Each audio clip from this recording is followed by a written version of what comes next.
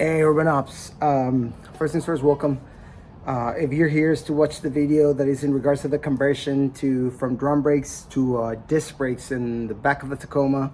Obviously, this is for the second gen and third gen Tacoma. I'll explain. It's not like a specific step by step, but it's an explanation, and pretty much you're gonna be able to use this as a guide whenever you're doing this conversion. This conversion is by Range Industries out of San Diego, California. And what I like about it is, in the past I've installed the other kits in the market, which are pretty good, but this knocks it out of the park because of the simple fact that you're not relying on drum shoes or drum system for the parking brake. This one will be using an electric parking brake. Therefore, it's going to be ideal for those guys that are doing crazy rear axle swaps and changes and etc. Right? So yeah, this is a great way to approach it. I have a bunch of other videos in regards of other stuff, Tacomas, 4Runners, etc. But I mainly record everything in Spanish because of the lack of material that there is for other, side of the border, Tacoma and Toyota enthusiasts. But yeah, here's the thing. Here's the video. Feel free to like and subscribe if you like what I do. And let me know if there's any other videos that you would like me to, make in English in case you have doubts or concerns. With that being said, enjoy.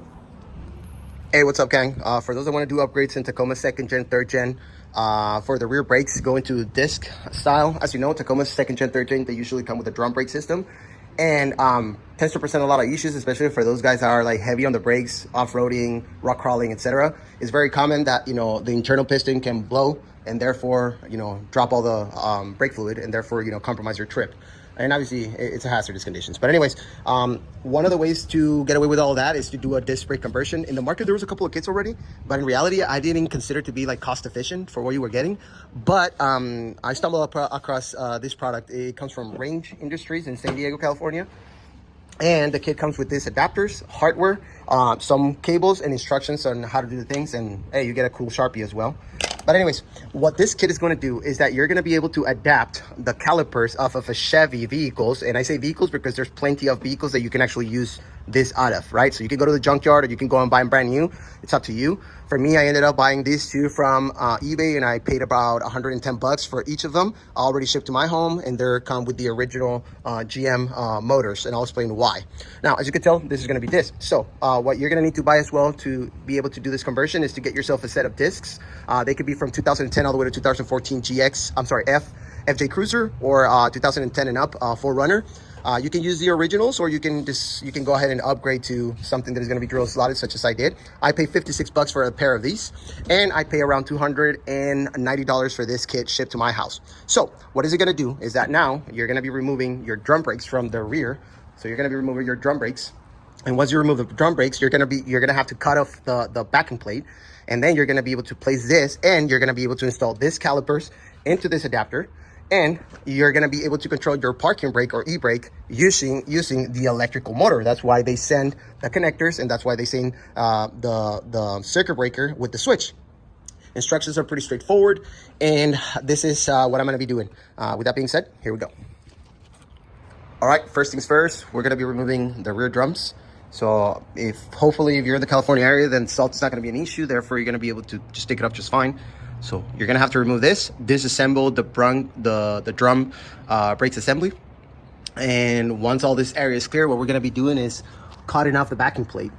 Why? Because it's no longer needed, because we got the adapter that is going to be attaching to this bolt that you see over here, that we're actually going to have to press them out. I'll show you what's going to be the deal to get this backing plate removed, all right? Solid.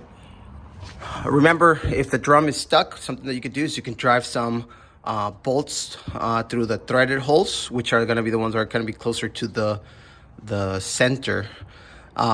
Tighten, and it's gonna bring it out. All right, guys, be mindful. It was the drums were sticking to, or were grabbing into the assembly. Something that I realized as soon as I pull, that spring came out, that pin came out, and usually those are the ones that are used to guide these shoes. So that is telling me that it was not breaking as it should. in the back. So something to take into consideration. So now what I'm gonna do is I'm gonna go ahead and remove everything, which is the original brake system. Obviously I'm gonna have to remove the brake line, and I'm gonna have to lose this forward in order so I can separate the bearing assembly from the axle in order so I can cut the backing plate, because the backing plate is between the bearing assembly and the axle itself. Okay, so here's how it looks. Here's how the assembly looks with everything removed. As you can tell, we removed the shoes. It seems like one of them was actually dragging over the drum, and therefore, yeah, it was about time to service all this stuff. But anyway, so what I did already, now the backing plate is off. I'm gonna be removing the rear caliper per se, and then I already removed the cable that is gonna be for the emergency brake is already off. Just two 10mm nuts over there. Next step for me is gonna be removing the brake line. Cap the brake line, and then remove this 4 that you see in here to include the ABS sensor. Now that ABS sensor on the passenger side is going to be facing to the front once we're done. All right. Okie dokes. So first things first, remove the line, capped it off, then didn't bend it or nothing like that, just pull it out and then I capped it. In order so you can remove the backing plate, you're gonna have to cut it. Either you're gonna be using an angle grinder, reciprocating saw, or a plasma cutter. I'm gonna be using the plasma. I'm gonna be wearing my respiratory and all that good stuff, because again, the other option is to press the bearing out, and I really don't want to do that. So I'm gonna go ahead and create a cut from here to here with the plasma, another one from here to here with the plasma. I'm gonna be able to remove the backing plate. I'm gonna put it back, and then I'm gonna be able to attach the adapter that is going to be used. All right, so yeah, here we go. Do not discard those and do not damage the threads, because they are going to be reused. Okay, we put the plasma cutter to work. Backing plate off. This is how it looks, the axle without the backing plate. As you can tell, I did a cut in here, another one in there, spread it apart, and now I was able to drive it out. Next thing is that we're going to put the axle in the vehicle. And the other thing is the ABS sensor must be pointing to the front now that we're going to be doing the conversion. Alrighty, so after cleaning everything up, we put the axle in place. We drove one of the studs that we removed using the nut. I used a wrench, pulled it all the way in, all good to go. So next step for us is to go ahead and install the adapter. So this adapter is going to go there, and it's going to be using this 3. It says to use Loctite, so I'll be using this one. Orange is equivalent to the red one, but you don't need to heat it up to get it removed. So I'm going to be using this to install the adapter. Once the adapter is on, then we're going to be able to put in the disc and then the caliper. Okay, now with the adapter installed, we're going to be torquing this 12 points, 10mm, all the way to 46 foot-pound. Okay, folks. Once the adapter is installed, obviously we torque those. Now we put the brake disc. Obviously, check this out. If you don't have a spacer, obviously you're gonna have to finagle with it. I have a spacer, so the spacer's holding it in place. So now, after that, we're gonna be putting this hardware right here. The gold one is gonna go through the adapter all the way to the caliper, and it's gonna secure to the caliper. And that one is gonna be secured to 69 foot-pound. Okay, so here's the final product. As you can tell, now everything has been torqued. Spacer has been installed, torqued to specs. And here in the back, already marked everything. Already bleed the brakes and everything. So yeah, everything is good to go. So we're saying this one was torqued to 46. The golden ones to 69. Bleed the servant just as regular. Always start with the one further away from the master cylinder. But yeah, final assembly. Now just put the wheels. That's it. Tomorrow we'll be tackling the wiring for the electric e-brake. Now, once the mechanical portion of the swap was completed, then the next step was to move into the electrical portion of the swap, right? First things first, we're going to be wiring from back to front, and it's super simple. This electrical system does not require to tap into nothing of the original wiring or the OEM wiring of the vehicle. It's going to be a self-sustained system that is going to include a circuit breaker. Again, this kit comes with the switch and the circuit breaker that you will be required to use. And then the next thing that you're going to be using is going to be 16 gauge wiring. For me, I took a little break because I wanted to order what type of wire that I used in the past, which is 2 cable wiring with a really strong outer layer that is pretty good with like any environments. So I ordered that one, and I started my wiring process from the rear of the truck. So that means from the calipers all the way into the inside of the cab. And here's how it went. All right, here are the wires that I used. First things first, the combination wire that I was talking about that I'm going to show you shortly. from the back to the front. And again, the 2 rolls of 16 gauge wire that I used, all right? Alrighty, so now we're gonna get into the details of the connectors themselves that connect to the calipers and the diagram. So I'm gonna be providing an explanation of that as well. Here we go. Alrighty, so here are the connectors already wired to the wiring that I'm putting together. I did order this crimpers from Amazon. 17 bucks, arrived next day, so everything's good. So now I'm gonna put these wires into the connectors and test the system from the outside before I actually secure it, wire, and all that good stuff, all right? Okay, a quick note for this part of the process, quick note. In order so you can drive the cables into the connector, first, you're gonna have to remove the gray cover off of the connector in order so you can drive them in. Once they're clipped in place, then you put the connector. Okay, so now from the caliper, this is gonna be the driver's side. Take a look how on the driver's side, the white cable is facing the front of the vehicle. And on the passenger side, the white cable is facing the rear of the vehicle. If you do the passenger side and the driver's side, both facing in the same direction, then one parking brake is going to engage while the other one is going to disengage. And you don't want that. You want both to engage at the same time. So as you can tell, passenger side, white facing back, or whatever color you choose, one facing towards the back of the truck. And then the other side is gonna be vice versa. Now the white one facing to the front. Why? If you do that, then one is gonna apply and the other one will apply at the same time. Now, as you can tell, when it comes to the wiring back here in the truck, it's about 36 inches of the insulated cable that I ran. And as you can tell, I run it up high and all that good stuff, so it's completely away. Now, about 36, 37 inches, I ran it all the way to the center. Same thing for the other side, about 36, 37 inches, run it all the way to the center. And in here, pretty much cut and now splice it into only one cable going in to the vehicle. As you can tell, follow the same route in order so you can make it in. Again, my suspension, I have 14-inch shocks with the Chevy 63. So even with all the flex that I currently have in my setup, this is going to be more than enough, with more than enough slack for it not to be pulled. So from here, I follow this route into the rail all the way through the pass-through that is going to be by the driver side seat. So let me show you. All right, so as you can tell, this is the driver side door, and as you can tell, this is the pass-through. As you can tell, now the wiring is going through the weather pass-through and into the cab. Something that I forgot to tell you guys is their instructions and diagram are pretty good put together. So in reality, if you use that combined with this video, man, you're spot on.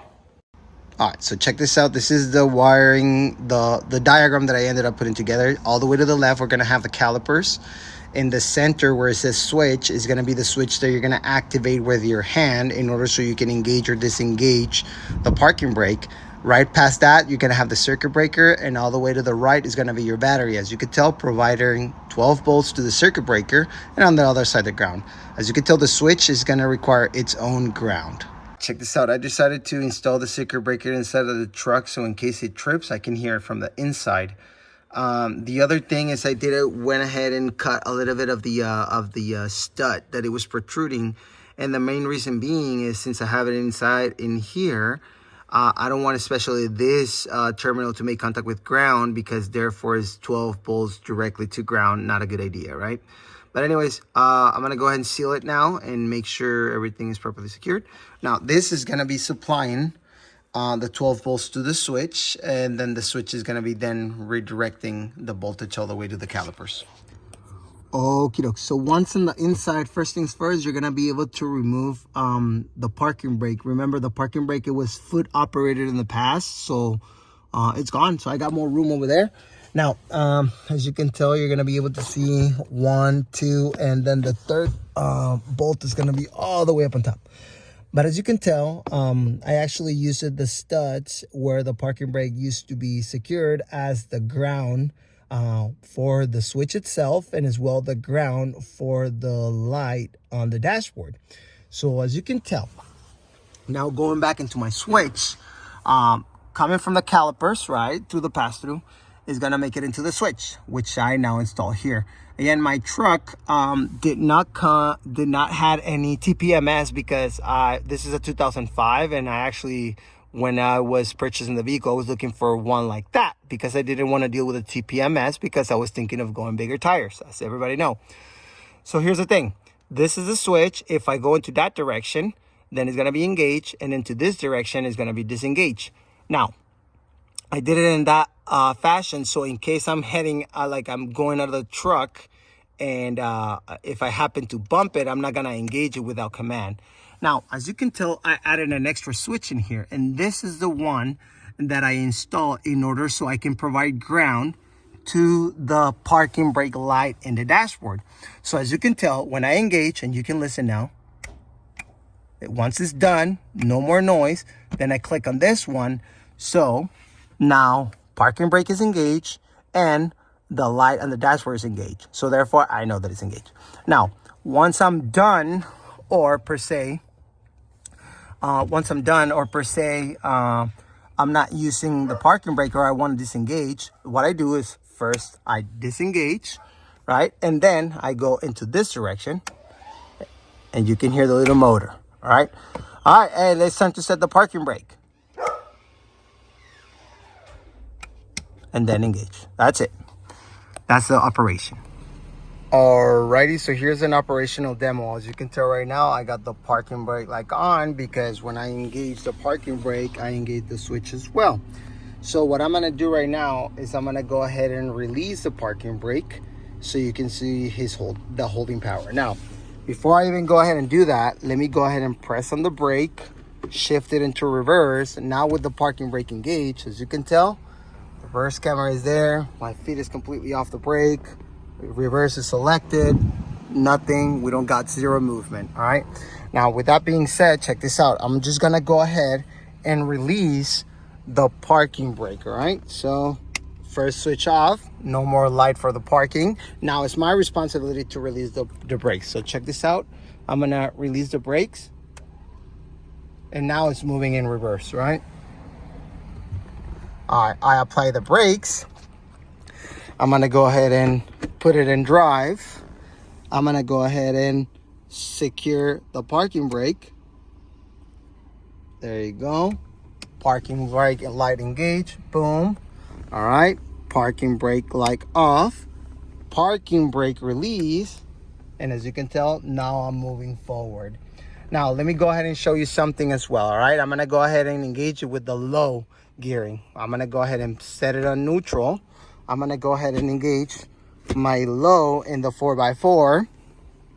I'm gonna go ahead and engage the parking brake. All right, parking brake engaged, everything engaged. I'm gonna go ahead and set it up in gear, and as you can tell, nothing is moving.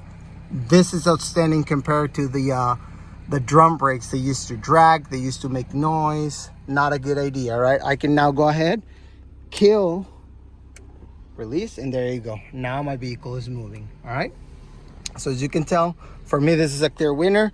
I'm gonna engage the parking brake as it moves on 4 low, so you can see the actual holding mechanism and holding power. Fully engaged, 4 low, everything, right? Parking brake now is engaged. I can go ahead and set my neutral back. I can bring my lever into 2H. I can go ahead and kill the light, and then release the parking brakes. And as you can tell, now when I go ahead and drive, absolutely zero issues. All right, there you go. And with that being said, project complete. More than happy. I would recommend over any of the other kits. Again, and this is a personal preference. Range is not paying me to do this. This is not an ad. I paid for everything.